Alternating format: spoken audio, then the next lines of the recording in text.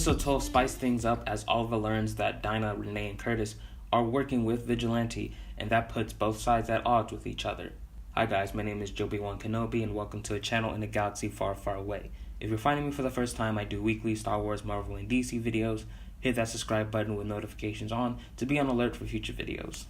So the city is really suffering from Quentin and James's demands. It's not visually represented as in Season 2 with Slade's siege, but Oliver has been sending $10 million to James for the past week, and they're running low on funds. Really, the big takeaway from the episode is Vigilante working with Dinah, Rene, and Curtis, and later Oliver and Diggle find out. As you'd expect, Oliver doesn't believe that Vince can be trusted, but Vince actually spits in Oliver's face by saying that he knows that he will do anything to save the city, use any resource, which includes him. And then you can see it in Oliver's face that he's right, that Vince is right, he just doesn't want to admit it. Oliver not trusting Vince leads to some conflict between Oliver and Dinah in the last 10 minutes of the episode. Vince got caught by James, and at the same time, Team Arrow finds the location of the bomb. They learn where the bomb was at first, so everyone was on board to retrieve it. But Vince's comm was activated, and that's when they learned that Vince was in trouble. Dinah obviously wants to save Vince, sort of a strong Star Wars vibe in this moment. You know, don't let your feelings cloud your judgment. Batman! Put the ship down! Anakin! Don't let your personal feelings get in the way.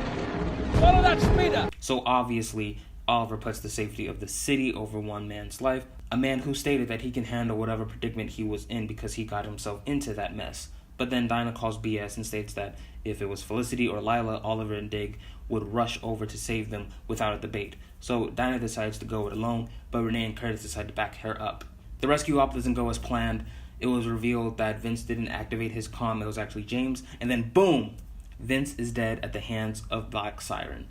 And that later sends Dinah down this path that will be explored in the next episode of her killing every single one of them, starting with Laurel.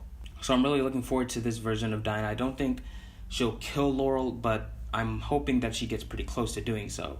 That also syncs up with Quentin's arc with Laurel because he's trying to get his daughter back. He's trying to redeem her, but Laurel doesn't believe that she can be redeemed. So I believe that after this episode, she'll start to go down the path of redemption. Like, that'll be the beginning of her redemption arc, hopefully.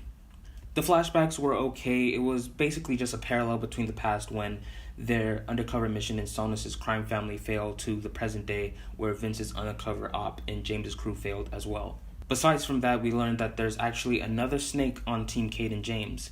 With the help of Elena, Team Arrow found the footage that was sent to Cade and James that shows Oliver as the Green Arrow killing his son. The footage was completely fake because remember, Oliver was in Hub City recruiting Dinah at that time when the video was allegedly taken. Felicity also connected the dots and said that the same person who altered the footage of Oliver killing Owen also released that fake photo of Oliver as the Green Arrow. So that means that someone on Team Cade and James has been manipulating James this entire time. The most obvious suspect would have to be Richard Dragon because he just screams big bad potential. Like, going into the season, I'm pretty sure everyone in the fandom was expecting Richard Dragon to be the center big bad, but we got Cade and James instead. I'd like to say that this is the equivalent to the Mandarin reveal in Iron Man 3 where you have this terrifying villain take the spotlight, but in reality it's a different person operating from behind the scenes, pulling all the strings. Maybe that wasn't the best example because of how bad that Mandarin reveal was, but you get the idea. So tonight's episode seems to be the conclusion of Cade and James's arc, or this storyline of him having this gigantic bomb because, as the promo states, he's going to detonate it at midnight, and that's probably not going to happen. So Team Arrow is going to have to stop the bomb from detonating. James may or may not get arrested. He might just run off into the shadows and regroup with his team, and then boom, you have Richard Dragon kill him.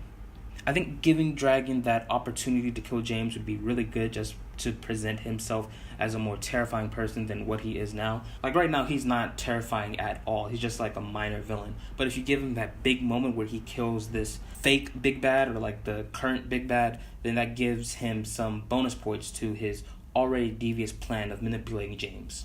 The real question is, why would Dragon go to great lengths? The easy answer that I'm predicting right now would be that because Cade and James has organized all of their syndications, so it takes the workload off of him. So Cade and James builds all this power and influence that Dragon didn't have at first, and now when he kills Cade and James, he's just filling a power vacuum. But as for the fake Oliver Queen photo in the beginning of the episode, I'm not sure what the real reason was behind that. Probably just a massive curveball to throw at Oliver that gets him sidetracked, and let's focus on what's going on in the streets of Star City. He's just been too busy trying to cover up his name, and with the Watson investigation that, quoting Adrian Chase here, he's been asleep the whole time. So really looking forward to some of these reveals. It could go south, meaning it could just go flat, and I'm sort of expecting that to happen because based on what we've been given, it doesn't seem like we'll get a really good reveal. It's not like every episode this season has been 10 out of 10, so I'm just holding back because I'm very skeptical of where this all leads to. But enough about that. These are the only 2 Easter eggs that I really spotted. So here they are. Felicity and Oliver have plans to go to Aruba for the honeymoon. If you remember, Aruba was like a running gag on Legends of Tomorrow. Mick would always mention it like, hey, why can't we just go to Aruba or something? He eventually does make it to Aruba in the end of Season 2, beginning of Season 3. The team disbanded because of the Time Bureau. They weren't needed anymore, so Mick eventually ended up in Aruba.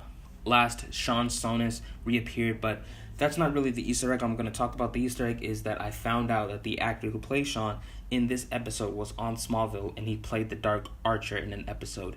And basically, the Dark Archer on Smallville was basically Merlin without him being called Merlin. So, the more you know, I guess. But I want to know from you guys, what are your thoughts on this episode, and what are you expecting in episode 13? Leave them down in the comments below, and be sure to subscribe for future videos. Give this video a thumbs up if you liked it, and other than that, my name is Jobi-Wan Kenobi. May the Force be with you, and have a marvelous day from the LA to the DC.